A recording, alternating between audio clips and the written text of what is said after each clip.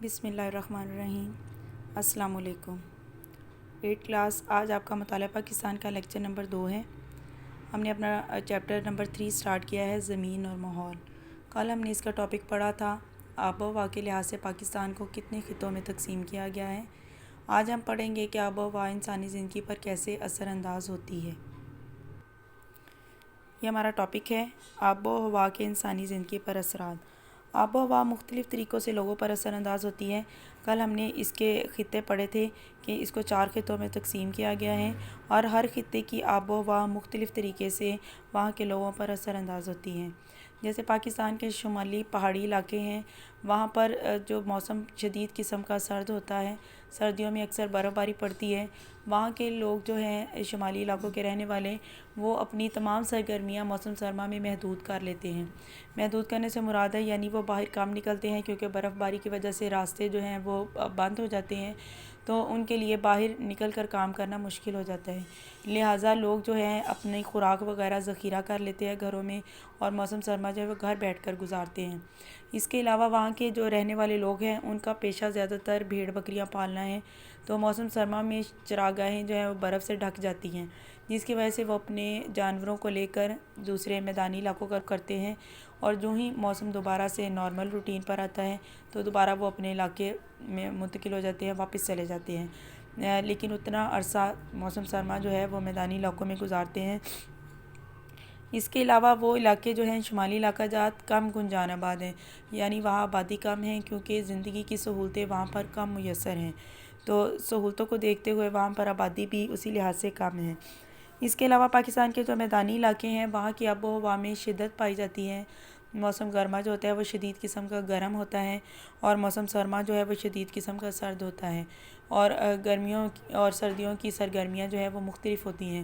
گرمیوں میں لوگ باریک کپڑے پہنتے ہیں، ٹھنڈے مشروبات پیتے ہیں، اور اس قسم کے ان کی سرگرمیاں ہوتی ہیں، جبکہ سردیوں میں جو ہے وہ گرم کپڑے استعمال کرتے ہیں اور گرم چیزیں جو ہیں وہ کھائی جاتی ہیں۔ تو یوں آب و ہوا جو ہے وہ لوگوں پر اثر انداز ہوتی رہتی ہے۔ اگر ساحلی علاقوں کی آب و ہوا کے بارے میں بات کی جائے تو ساحلی علاقوں کی آب و ہوا میں دن اور رات کے درجہ حرارت میں فرق ہوتا ہے، جبکہ سالانہ اور روزانہ کے درجہ حرارت میں بہت کم فرق ہے، کیونکہ دن کے وقت جو ہے ساحلی علاقے گرم ہوتے ہیں، گرمی ہوتی ہے وہاں پر، اور جو ہی شام ہوتی ہے، دن ڈھلتا ہے، تو وہاں کا موسم جو ہے وہ آہستہ آہستہ ٹھنڈا ہونا شروع ہو جاتا ہے۔ تو وہاں کے لوگوں کی جو سرگرمیاں ہیں وہ اپنے موسم کے حساب سے مختلف ہوتی ہیں، ان پر آب و ہوا جو ہے وہ مختلف طریقے سے اثر انداز کرتی ہے دن اور رات کے درجہ حرارت کے فرق کی وجہ سے۔ اس کے علاوہ جو صحرائی علاقے ہیں وہاں پر شدید قسم کا موسم پایا جاتا ہے۔ سبی جو ہے وہ پاکستان کا گرم ترین علاقہ ہے، وہ انہی صحرائی علاقوں میں آب و ہوا میں شامل ہے۔ وہاں پر جو شدید قسم کا موسم ہوتا ہے، گرمی بہت شدت سے پائی جاتی ہے، وہاں بارشیں کم ہوتی ہیں، موسم اکثر خشک رہتا ہے، اور گرد آلود ہوائیں چلتی ہیں، آندھیاں چلتی ہیں، جس کی وجہ سے اب لوگوں کو جو ہے زندگی کی سہولیات کم میسر ہیں۔ وہاں پر پینے کے لیے پانی میسر نہیں ہے، پانی پینے کے لیے ان کو دور دور سے لانا پڑتا ہے، تو وہاں کے لوگوں کی رہائش یا ان کی سرگرمیاں جو ہے وہ باقی علاقوں کے لوگوں کی نسبت جو ہے مختلف ہیں۔ اب ہم اپنے ٹاپک کی طرف آتے ہیں۔ آب و ہوا کا انسانی زندگی پر گہرا اثر ہوتا ہے۔ آب و ہوا کسی مقام یا علاقے میں موجود انسانوں کی روزمرہ کاموں پر اثر رکھتی ہے۔ کسی ملک کے رہنے والوں کی معاشی، معاشرتی، سماجی، سیاسی، تجارتی سمیت تمام سرگرمیوں کا انحصار کافی حد تک آب و ہوا پر ہے۔ سرد علاقوں کے لوگوں کا لباس، رہائش اور خوراک وغیرہ گرم علاقوں کے لوگوں سے کافی حد تک مختلف ہوتا ہے۔ اسی طرح ملکی سطح پر تجارتی، معاشی غرض یہ تمام سرگرمیاں مختلف ہوتی ہیں۔ پاکستان کے شمال مغربی علاقے پہاڑی سلسلوں میں گھرے ہوئے ہیں۔ یہ علاقے سطح سمندر سے کئی ہزار میٹر بلند ہیں۔ جیسے جیسے ہم سطح سمندر سے بلندی کی طرف جاتے ہیں، درجہ حرارت میں کمی واقع ہوتی جاتی ہے۔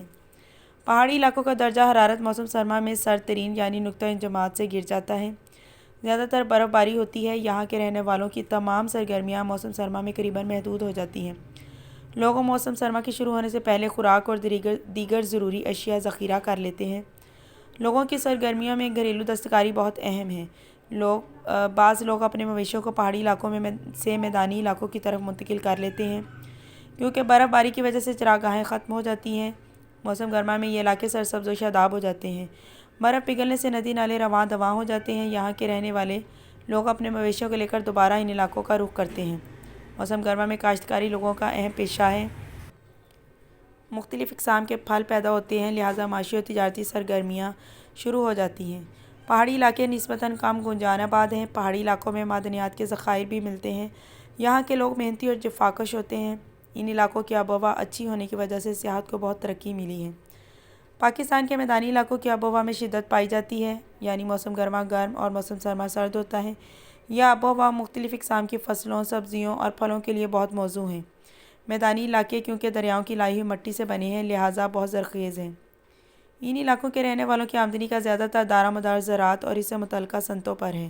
یہاں کے رہنے والوں کی معاشی حالت نسبتاً بہتر ہے۔ لوگوں کے رہن سہن، خوراک اور لباس وغیرہ پر آب و ہوا کا بہت گہرا اثر ہے۔ میدانی علاقوں میں بارش کی کمی کو مصنوعی آبپاشی کے نظام کے ذریعے پورا کیا گیا ہے۔ یہ ایک گنجان آباد علاقہ ہے۔ پاکستان میں سب سے زیادہ آبادی اسی علاقے میں ہے۔ ذرائع آمد و رفت اور نقل و حمل بہتر ہیں اور لوگوں کو ہر طرح کی سہولتیں میسر ہیں۔ پاکستان میں صحرائی علاقوں کی آب و ہوا بہت گرم اور خشک ہے۔ دن اور رات کے درجہ حرارت میں بہت فرق ہے۔ موسم گرما میں دن کے وقت لو چلتی ہے، گرد آلود آندھیاں چلتی ہیں۔ پنجاب کا جنوبی اور صوبہ سندھ کا شمالی اور جنوبی علاقہ خاص طور پر ریگستانی خصوصیت رکھتا ہے۔ ان علاقوں کے لوگوں کی زندگی انتہائی سخت ہے۔ بارش کم ہوتی ہے، اس لیے پینے کے لیے پانی دور دور سے لانا پڑتا ہے۔ جن علاقوں میں نہریں پانی کی فراہمی کا ذریعہ ہیں، وہاں زندگی قدرے بہتر گزرتی ہے۔ بھیڑ بکریاں پالنا ان علاقوں کے لوگوں کا سب سے اہم ذریعہ معاش ہے۔ پاکستان میں سطح مرتفع بلوچستان کی آب و ہوا موسم گرما میں گرم ترین اور موسم سرما میں سرد ترین ہوتی ہے۔ موسم سرما میں بعض بلند مقامات پر برف باری ہوتی ہے۔ یہ پاکستان کا خشک ترین علاقہ ہے۔ موسم سرما کی برف باری اس علاقے میں پانی کی ذخیروں کی دستیابی کا اہم ذریعہ ہے۔ موسم گرما میں نشیبی علاقے اور چھوٹے دریا میں پانی جمع ہو جاتا ہے، لہٰذا یہاں جھیلیں اور موسمی ندی نالے موجود ہیں۔ پہاڑی علاقوں میں بارش کے پانی کو جمع کر کے زمین دوز نالیوں کاریز کے ذریعے ایک جگہ سے دوسری جگہ لایا جاتا ہے۔ بلوچستان میں درجہ حرارت زیادہ ہونے کی وجہ سے یہ زمین دوز نالیاں بہت اہم ہیں، جن سے پانی بخارات بن کر نہیں اڑ سکتا، جس کی وجہ سے اس علاقے میں کاشتکاری شروع ہو گئی ہے۔ زمین دوز نالیاں یعنی زمین کو کھود کر زمین کے نیچے نالیاں بنائی گئی ہیں، جس سے پانی بخارات بن کر نہیں اڑتا بلکہ آبپاشی کے لیے پانی دستیاب ہے۔ یہاں کے رہنے والوں کی آمدنی کا زیادہ تر دار و مدار بھیڑ بکریاں اور مویشی پالنے پر ہے۔ یہ علاقہ پھلوں کی پیداوار اور معدنی وسائل کی دولت سے مالا مال ہے۔ لوگوں کا ذریعہ معاش مقامی وسائل کی دستیابی پر ہے۔ ہاں جی، یہ آپ کا ٹاپک تھا آج کا، آب و ہوا کے انسانی زندگی پر اثرات۔ یہ آپ کی آج کی ڈائری بھی ہے، اس کو آپ نے بہت اچھے طریقے سے یاد کرنا ہے۔ اللہ حافظ۔